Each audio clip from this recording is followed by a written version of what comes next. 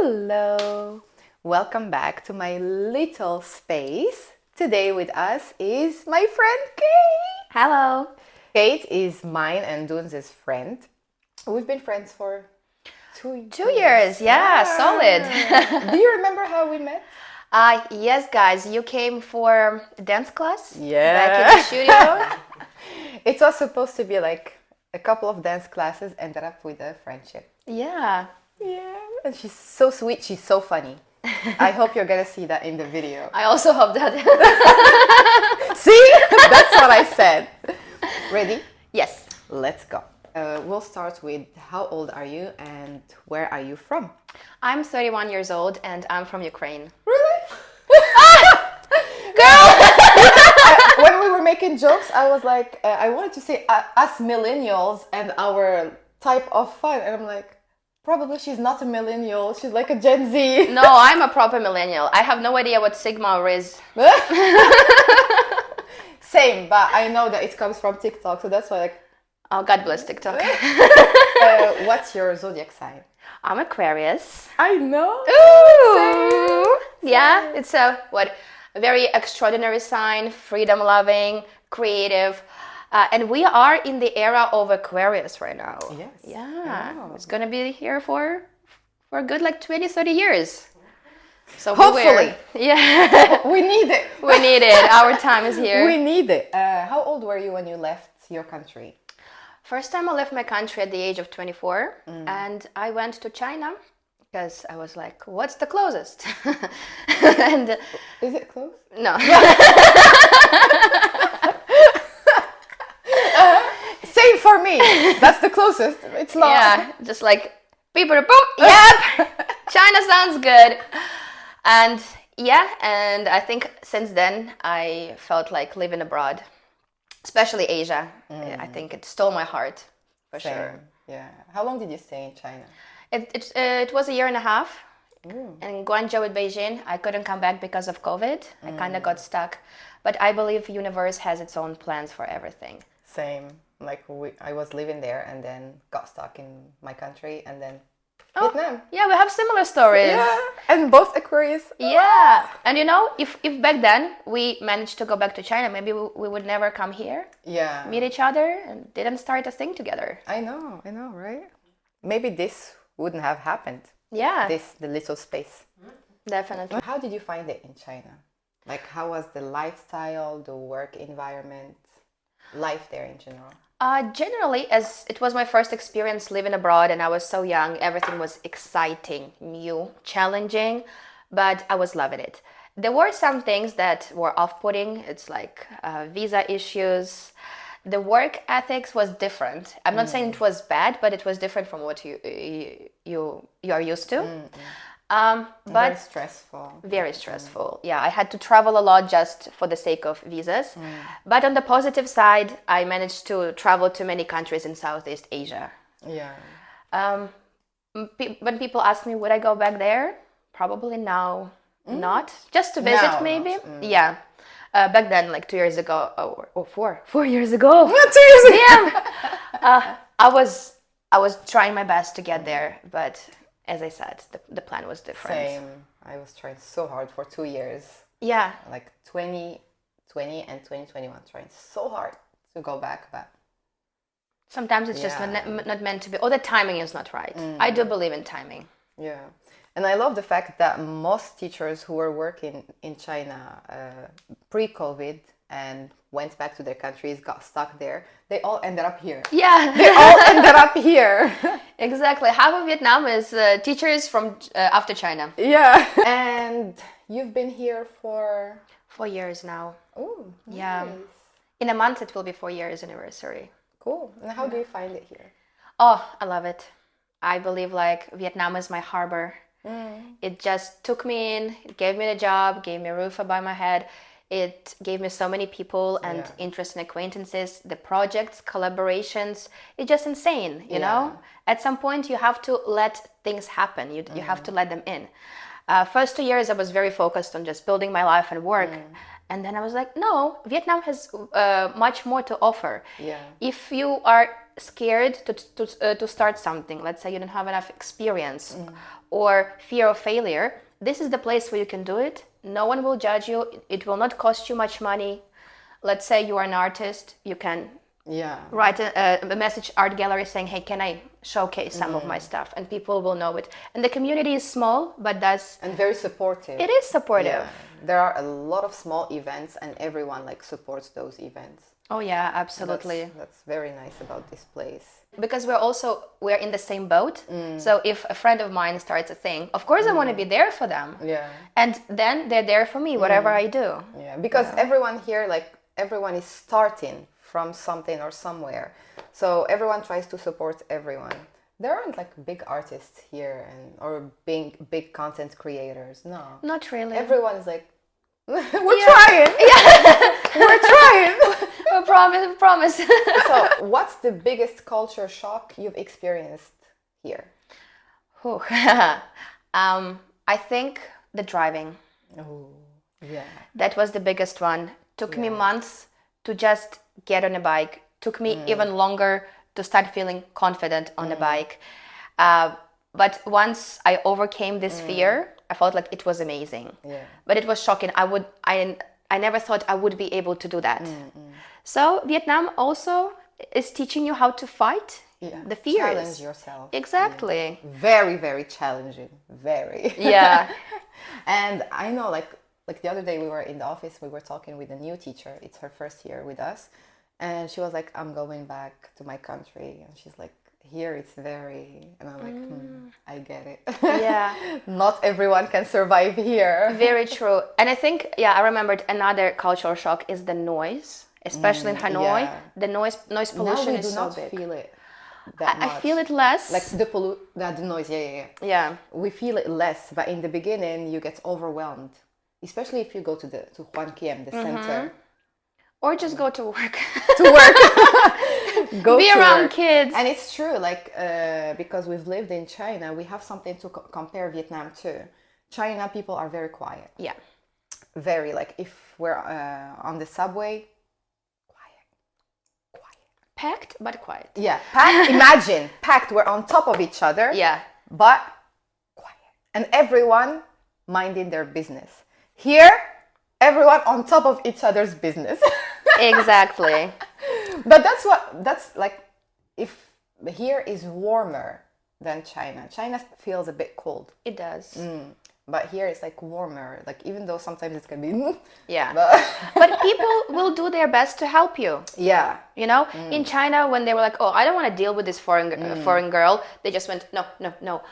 Over here, they do their best. And they speak better English here. Probably. And they try, and they try. Like, I remember back when I was in China, for example, let's say the supermarket of my campus. Like, when I go there, he tries to make me speak Chinese. Yeah, he can try to speak English. He's not gonna. They're not gonna. They're not gonna, like, go beyond to speak your language. They're gonna make you speak their language. Exactly. Like, for example, he's gonna ask me to pay, let's say, 20K. He's gonna say it in Chinese and make me say, he's gonna show me, he's gonna be like, 20 yuan. 20 yuan. Like, okay, 20 yuan. Here, woman, learn some language or what? We're not gonna talk to you in your language. But here, you can go to a small shop that sells vegetables, and when you look at her, you're like, there's no way she speaks any other languages. No way. And then she's gonna try so hard to say the money in English. She's gonna be like 20 or 10. Yeah. And I'm like, this is amazing. Yeah. Or a Grab driver. Grab, they always surprise me. Grab is the taxi motorbike drivers. Yeah, it makes sense. Motorbike taxi drivers. Yeah, they always surprise me. Like, one day I got on one, and he did a full guide tour in English. And I'm like, I just want to get home. That's so nice of you. That's so nice of you, but not today. Not today. He was like, so this is the mausoleum Ho Chi Minh, where Ho Chi Minh is buried, and this is like, you know. And I'm like, in English. Wow. And he's just like, yeah. That's so a Grab impressive. driver. Whenever they have good English, I ask them, where did you learn it? Yeah. Because you have to put yourself, apply yourself to get to that level. But they always surprise you here. Yeah. Always, always. The least we can do is be kind to them, reply whenever they ask you a question. Even if I'm tired, let's say, I don't feel like talking, I will always reply to this man. He's been at work the whole day. Yeah. He would enjoy some, interaction with people, especially if it's English language. Yeah. They want to challenge themselves. Yeah. And they're like, where are you from? And I'm like, from Morocco. And they're like, oh, you played in the World Cup and your players are, and blah, blah. I'm like, yeah. They can surprise you with the knowledge they have. I know. They try. Yeah. They try. They do not get comfortable. But I get it. Like from where they've been to now, it makes sense. Yeah. In a short time, it makes sense. And they're getting there. They are. Fast, for fast, sure. fast. What's the country that's affected your life the most? Ooh. Think like of maybe career, maybe it can be like your personality or anything. Oh, I think it's always the first foreign country you go to. It was China. It could have been any other country, but I felt like I was a baby, you know, me too. In my comfort zone, in my bubble, feeling free in my country, speaking the language, understanding how things work. And then we put ourselves in a unknown environment. Yeah. You walk past a building in China and you have no idea what those symbols mean, right? Is it a police station or is it a barbershop? Yeah. At least in Vietnam, you can understand what is what. So I think once I had to build my life from scratch in a different country, it taught me to be more confident, accountable for my actions, responsible, and a bigger people person. Yeah. Because I was, maybe it's hard to believe, but I had been shy until I started traveling. Hard to believe. Yeah, now I can be like blah, blah, blah in front of people. Earlier in the class, I would stand in front of people just answering a question. I would just go red, you know. And when you travel, people are your first helping hand. Yeah.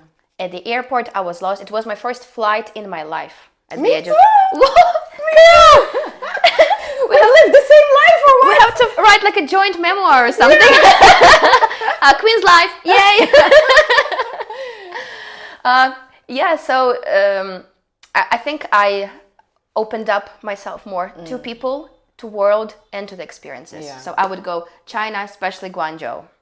For me, it was China too. And China made me super confident. I was very insecure. Same. I was very insecure. I cannot believe this woman. Ooh. Her insecure? I mean... Like, I've never, before going to China, I've never seen myself as beautiful. Never. Oh, me neither. Never. Maybe cute?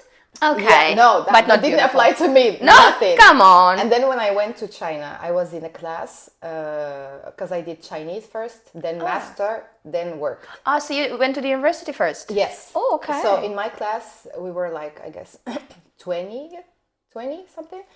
Most of them were Asian, and we were 3 Moroccans. And they used to look at us like, imagine! And I used to feel like, do I have something? Yeah. Like, you're so beautiful. And I'm like, Yeah, I know. until this day, whenever I hear this compliment, it Yeah. just warms my heart. I know, You because know? you're like, okay. Because you know, when you're in your country, for example, in Ukraine, you all have kind of the same features. Of course, yeah. Not all, but you have like 3 or 4 features that repeat themselves. Same Yeah. in Morocco. We have like straight hair, we have curly hair, brown hair. Same. For you, maybe blue eyes are very common. Yeah. For us, like, no, if you have blue eyes in Morocco, you're considered very beautiful. Wow. You should come to Morocco. Oh, Habibi, I'm coming. Should I say Habibi? Learn from the best. Yeah. So in Morocco, when you're there, you don't feel that. Yeah, you don't feel You're special. like, yeah, if I don't have blue eyes or green eyes or something different than the rest, then I'm... I think it's similar to Ukraine as Yeah. well. Our girls are obsessed with looking good. And they do look good, don't get me wrong. But sometimes it just gets to the extreme, like she has to be super, super skinny. everything has to be done. You know, it gets to the point where they look like Control C, Control V, like same ones. But then you put pressure on yourself just because everyone around you is doing their best. So you feel like you have to be and like match certain standards. And I found it very overwhelming. And when I went to Asia, they're like, "You're beautiful," and I'm like, is there someone behind me? Or I know. Imagine, like, for example, I used to dislike my nose, and because they have a small nose, they love those noses. They love They're our obsessed noses, with them. and I'm like, and also like I had long hair, long wavy hair, and back then my best friend and I, we used to love this couple. We used to love. They were from Mongolia. We used to worship them. They were with us in the university. They were goals. They go together, they come back together, they do not talk to anyone, they're very like mysterious, you know.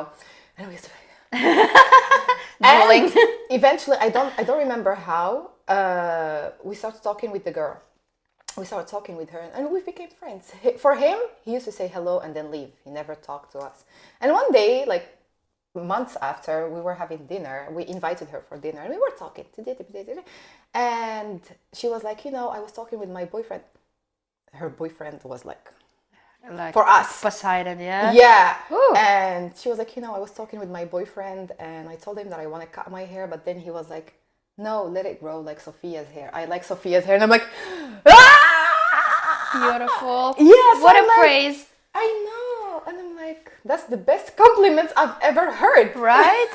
Yeah. So like when you see people talking about you that way, you gain confidence and you're like, now I get it. And then you look at yourself, you start seeing yourself as more beautiful. Yeah, exactly. And then you are motivated to actually invest some time and energy into your looks. And also, like, for example, in Morocco, and like I'm going to talk about my household, if I were going out to a cafe, like in our street, I'm going to be like, okay, I'll wake up, freshen up, and then sweatpants, and I'm going to go. My mom's going to look at me and she's going to be like, are you leaving that way? Aren't you gonna put like some lipstick or something? That's why I put a lot of lipstick, like it comes from my mom. She's like, you look sick. Oh. I'm like, but she doesn't say it in a bad way because it's just part of our culture. Exactly. That you have to wear makeup in our culture. If you go to work, you have to wear makeup. You have to dress nice and all. And I'm like... So when I went to China, like my first week, I did the same as today. Full face? Yeah. And I went to class. And the whole lesson, the boy who was sitting next to me, he was from Indonesia. The whole lesson, he was like... I was looking here, like at the teacher, he was looking here. And each time I look at him and he turns. The whole lesson. By recess time, I was like, yes. And he was like, are you going somewhere? A rave or something? Oh, gala. One of those. He's like, are you going somewhere after school? I'm like, I'm going to school. Take out the trash, maybe. I know. So I realized that putting a full face in China was very, I don't know.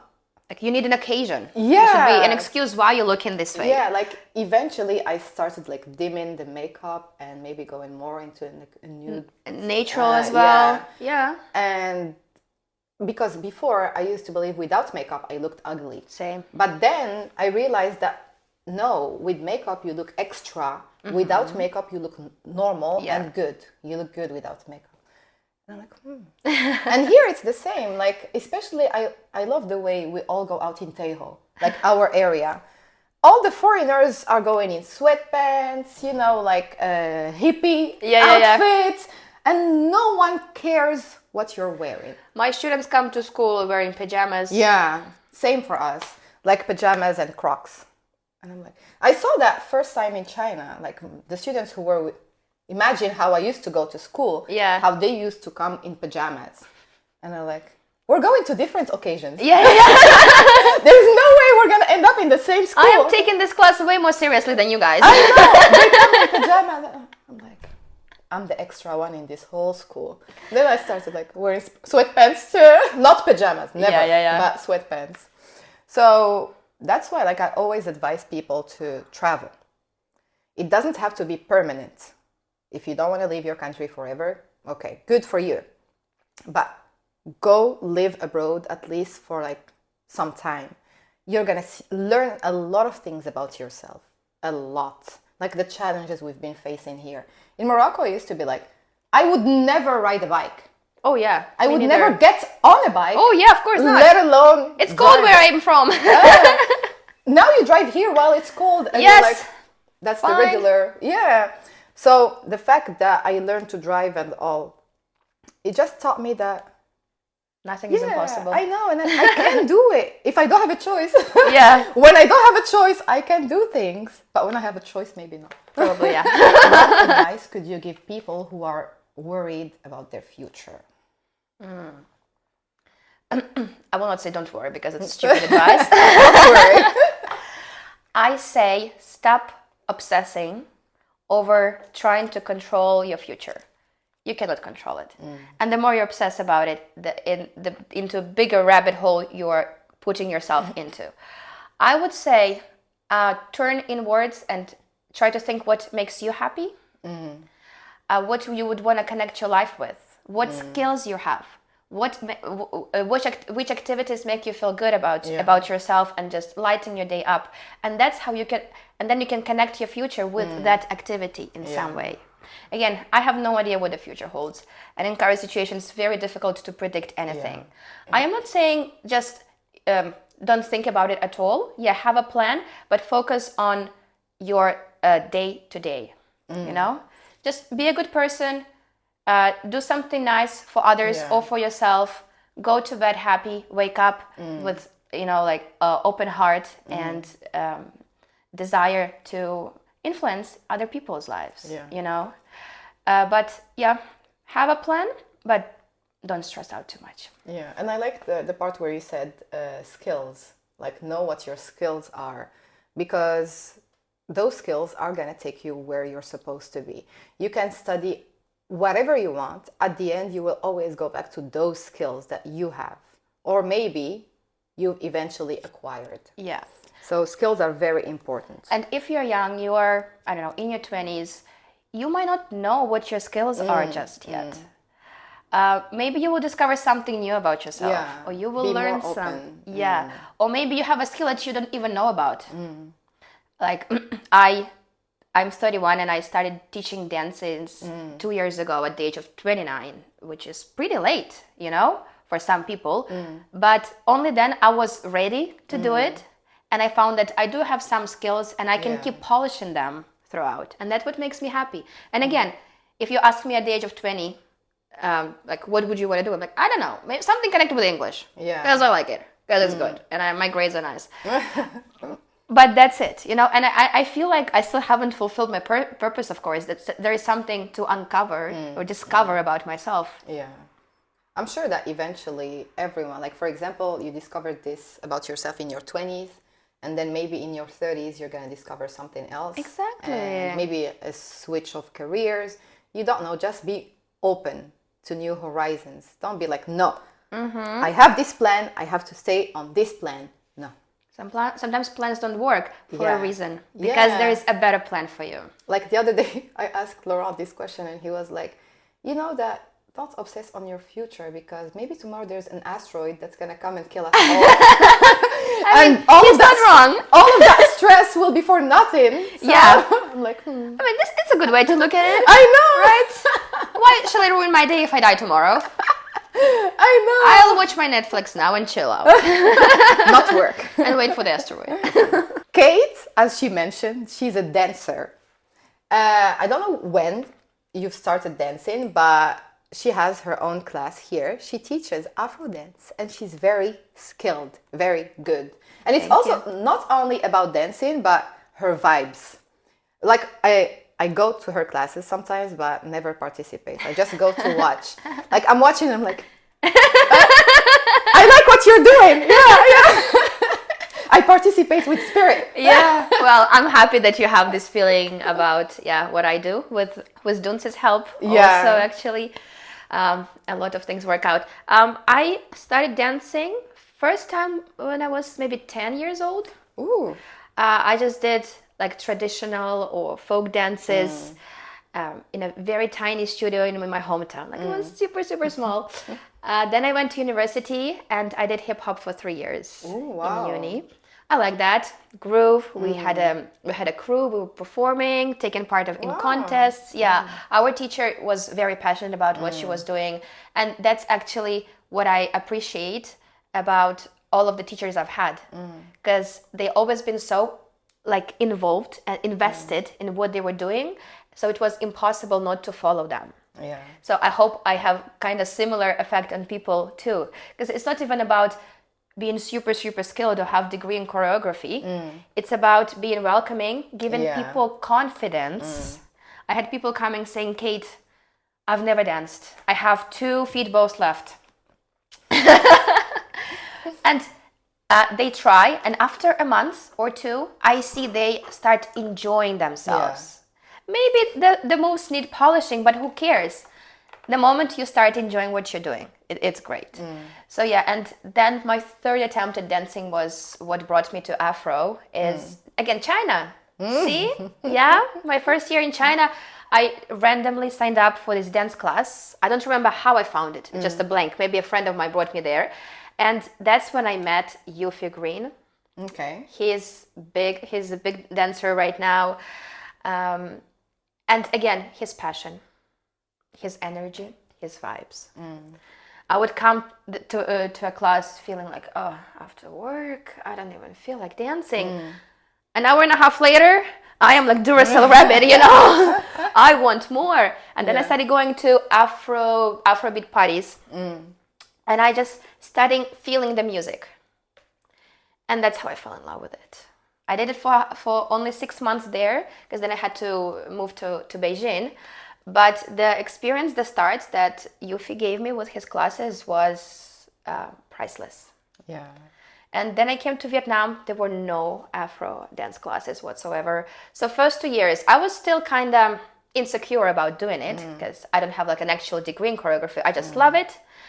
And I enjoy dancing to this type of music. So for 2 years, I just had this idea, this baby thought in my head, but I was very scared to try. But then I saw a post of a girl, Judith, and she was given a course called Afro Jazz. Okay. For me, it was enough to see Afro in the name. Yeah. And I did it. Like it was a few weeks. It was good fun. And she was like, "Oh, you kind of know what you're doing. You have good vibe. Let's go host a workshop together." I was so nervous. I was so nervous. I was just rushing through all the routines I had. But after that, I was like, okay, another workshop. Then we met Jay. He joined us. We created a group, and yeah, from that moment on, we just kept growing and developing. And then you met us.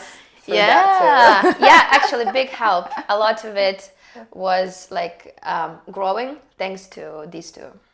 For sure. Not me, but maybe Dunes. You too. I'm just dating. Ideas, content. No. You're like an advisor for us. Aww. Okay, team, meeting.